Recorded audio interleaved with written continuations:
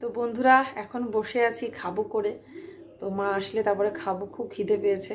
একটাই তরকারি করেছি, আর ওদিকে মা আজকে সব রকম সেদ্ধ দিয়ে ঘি দিয়ে ভোগ দিয়েছে। তো আজকে ওই ঢ্যাঁড়স সেদ্ধ মানে ভিন্ডি সেদ্ধ দিয়েছে, কুমড়ো সেদ্ধ দিয়েছে, আর মনে হয় আর একটা কি গাটি কচু না কি, বেশ 3 রকমের সেদ্ধ, আলু সেদ্ধ, হ্যাঁ সরি আলু সেদ্ধ, ঢ্যাঁড়স সেদ্ধ, কুমড়ো সেদ্ধ, 3 রকমের সেদ্ধ দিয়ে ভোগ দিয়েছে। আর এদিকে আমি তরকারি একটাই করতে পেরেছি। আজকে দিনটা যা গেল, মানে কি হয়েছে বলো তো, ওদের একদম অল্প টাইমের মধ্যে যেহেতু ছুটি হয়ে গেছে, তো সেজন্য ওই টাইমের মধ্যে স্কুলে পৌঁছতে হবে। সব কাজই করেছি, সব কিছুই হয়েছিল, কিন্তু আমি স্নানটা আর করতে পারিনি। তখন ভাবলাম যে ঠিক আছে থাক, এখন আর স্নান করবো না, টাইমে হয়ে উঠবে না।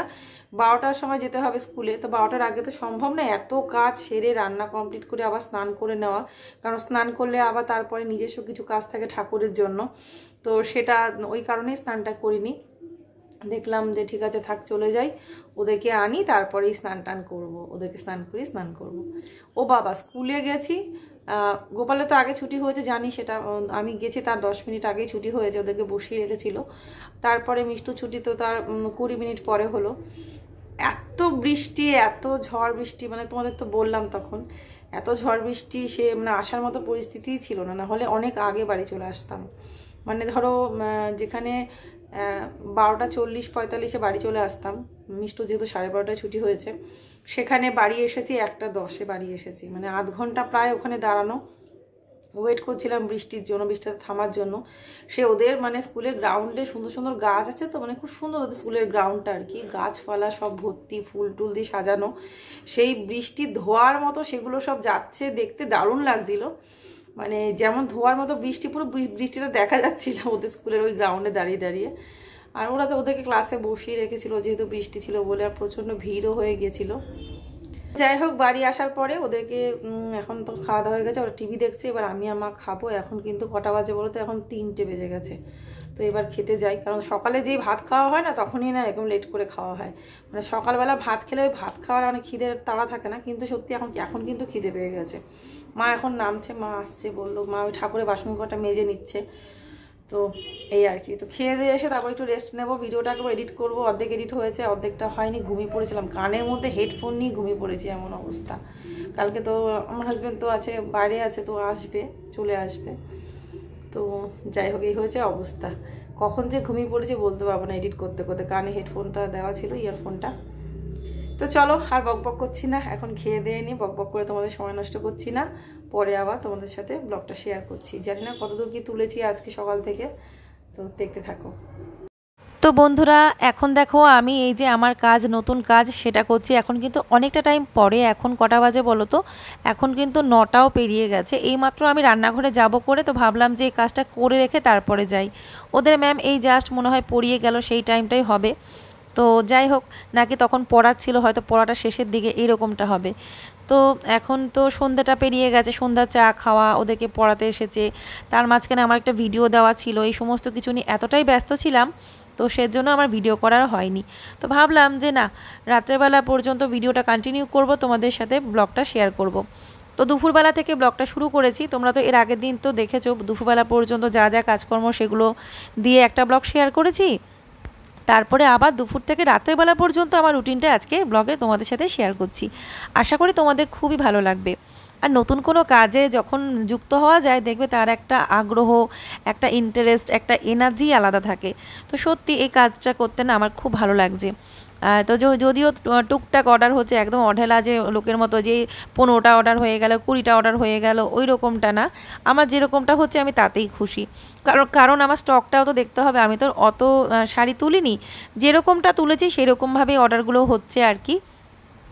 তো আর যাই হোক, আগের দিন যে লাইভে শাড়িগুলো দেখিয়েছিলাম সেগুলো কিন্তু অনেকগুলোই সেল হয়ে গেছে, বেশিরভাগ সবই সেল হয়ে গেছে। শুধুমাত্র আমি 2টো শাড়ি রিটার্ন করেছি, আমার নিজের থেকে মনে হলো 2টো শাড়ি আমি রিটার্ন করেছি, আর 2টো শাড়ি আমি রেখেছি, বাকিগুলো সব সেল হয়ে গেছে। তো এই আর কি। তো চলো, এখানে আমি সব গুছিয়ে রাখলাম। আমার হাজব্যান্ড তো আজকে বাড়িতে নেই, ও বাড়িতে এসে এগুলো কুরিয়ার অফিসে মানে পরের দিনকে দিয়ে আসবে।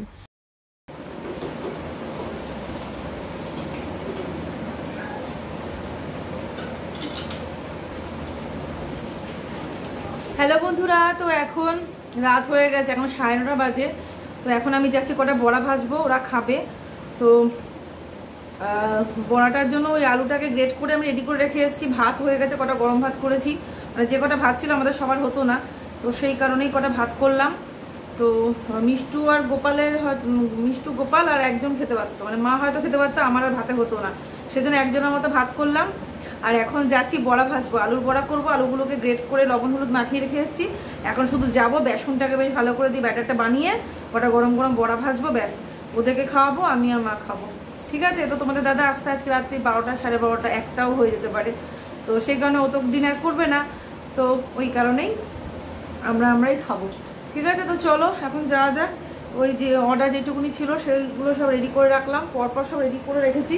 কালকে এগুলো কুরিয়ারে সব যাবে, কারণ আমি তো আর যাই না, ওই দিয়ে আসে, সেজন্য আজকের মধ্যে যেটুকুনি যে অর্ডার এসেছে সব রেখে দিয়েছি। ওরাও কালকে গিয়ে ও ডেলিভারি মানে কুরিয়ার ওখানে দিয়ে আসবে অফিসে। ঠিক আছে? তো চলো যাওয়া যাক। এখন আমার ফোনটা চার্জও নেই, জানি না আর কতটুকু কি ভিডিও করতে পারবো। এই যে এখানে আমি আলুটাকে গ্রেট করে, এই যে একটা আলুই নিয়েছি, বেশি নিইনি, তো একটা মোটামুটি একটু বড়োর মধ্যে, তো একটা আলু লবণ হলুদ মাখিয়ে রেখেছে, জল কেটে গেছে যে নরম হয়ে। এর মধ্যে এখনই বেসন দেবো, একটুখানি চালের গুঁড়ো দেবো, হিং দেবো, কাঁচা লঙ্কা কুচি দেবো, দিয়ে ব্যাটারটা রেডি করব।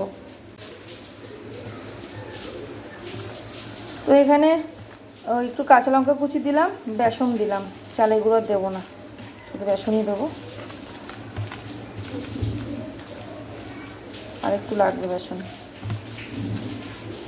তো এখন এই যে বড়া ভাজাটা করে নিচ্ছি। দেখো কড়াই চাপিয়ে দিয়েছি, তেল গরম হয়ে গেছে। আর রাতের বেলা আমি কি কাজ করে রাখি তোমরা তো জানোই। আর কোনো সময় আমি রাতের বেলা রান্নাঘর অপরিষ্কার করে রেখে দিই না, বাসনও রোজ মেজে রাখি, ঘরের লক্ষ্মীশ্রী বজায় রাখার জন্য বা সুখ সমৃদ্ধি যাতে আসে তার জন্য কিন্তু আমি সব সময় চেষ্টা করি।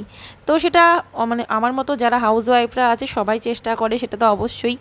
তো এই না যে কোনো কাজ করছি, যেমন ব্লগ করছি বলে বা নতুন কোনো ব্যবসা শুরু করেছি বলে শাড়ির ব্যবসা, যে সংসার হালকা দিয়ে চলতে হবে তা কিন্তু একদমই না। কারণ যেখান দিয়ে আসল উন্নতি, যেখান দিয়ে আসল সমৃদ্ধি আসবে, সেই জায়গাটাকে আগে কিন্তু ঠিকঠাক রাখতে হবে। আগামী দিন আমি আবার লাইভে আসব দারুণ কিছু কালেকশন নিয়ে, এটা আশা করছি আর কি। অল্প হলেও কিন্তু খুব ভালো ভালো কিছু শাড়ি থাকবে, তোমরা অবশ্যই কিন্তু এসো। তো এখানে বড়াগুলো হয়ে গেছে, এগুলো নামাবো। এদিকে আমার ফোনের চার্জও একদম লো, মানে ফ্ল্যাশ লাইট আর জ্বলছে না। তো যাই হোক, এখন এই আর মনে হয় এখানে 4টে মতো কি 4-5টা হবে, করে নিই, তারপরে ওদের খাওয়াবো।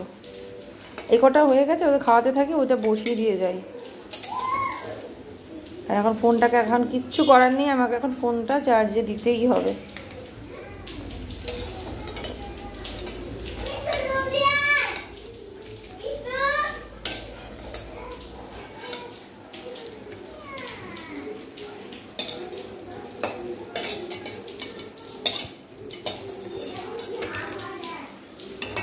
এই যে চলো বন্ধুরা, তো এখন ফোনটা একটু চার্জে দিয়ে নিই, পরে আবার দেখছি তোমাদের সাথে কিছু শেয়ার করব। তো আমি এখন খাইয়েও দেবো ওদেরকে। ঠিক আছে?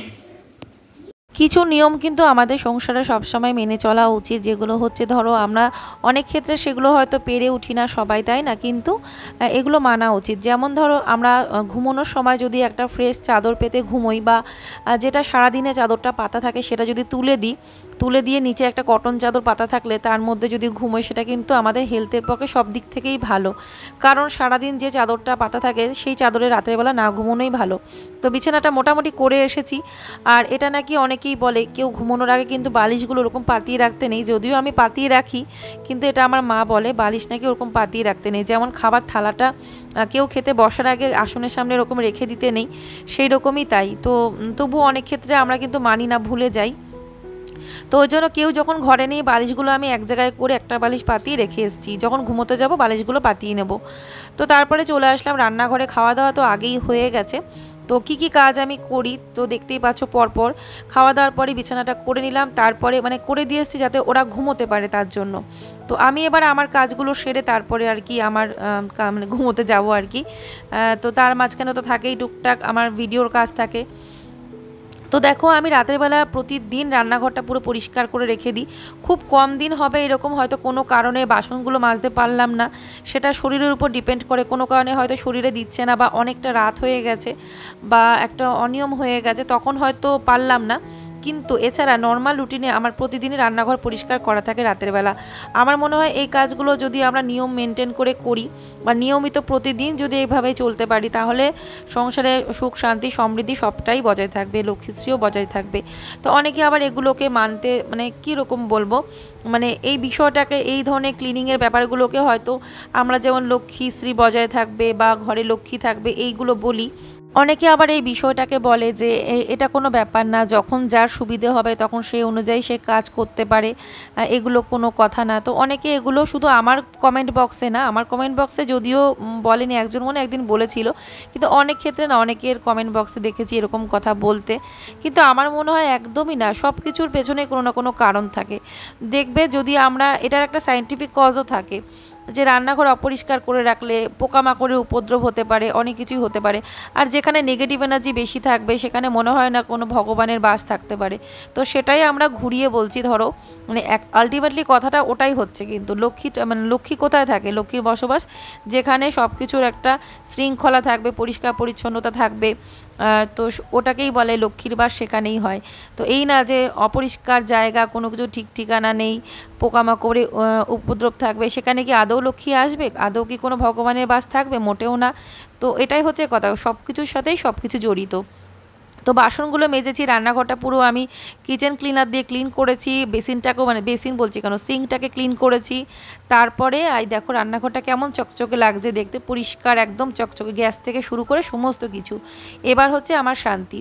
তো এভাবে চলতে পারলে আমার তো মনে হয় যে সবসময় একটা পজিটিভিটির মধ্যে দিয়ে ভালো থাকা যায়। আর কড়াইটা রেখেছি কেন, কড়াইয়ের মধ্যে একটু তেল আছে, ঢাকা দিয়ে রেখেছি, সকালবেলা কিছু বানিয়ে নেবো ব্রেকফাস্টে। কারণ রাতের বেলাকার, এটা দুপুরবেলাকার তেল না, রান্নার তেল, মানে অনেকটা তেল দিয়ে ফেলেছিলাম বড়া ভাজার সময়, তাই ওই কড়াই শুদ্ধ রেখে দিয়েছি, সকালে কিছু বানিয়ে ফেলবো। এই হলো আমার রাতের বেলাকার রুটিন, মোটামুটি একটু শেয়ার করলাম, পুরোটা পারলাম না আজকে। সো ফ্রেন্ডস, এখন আজকের ভিডিওটা আমি এখানে এন্ড করে দিচ্ছি। সমস্ত কাজকর্ম আমার কমপ্লিট। তো দেখলেই তো আমি রাতের বেলা রান্নাঘর কীভাবে পরিষ্কার করি সেটাও আজকে তোমাদের সাথে শেয়ার করলাম অনেকদিন পরে। তো আজকের ব্লগটা এখানে এন্ড করলাম। যদি তোমাদের আমার ব্লগটা আজকের ভালো লাগে, অবশ্য করে লাইক, শেয়ার, কমেন্ট আর সাবস্ক্রাইব করতে ভুলবে না। তোমাদের সাথে আবার একটা নতুন ভিডিওর সাথে দেখা হবে। তো সবাই ভালো থেকো, সুস্থ থেকো। আবার একটা সুন্দর ব্লগ নিয়ে তোমাদের সামনে চলে আসবো। আজকের মতো এখানেই tata, bye bye, good night, Radhe Radhe.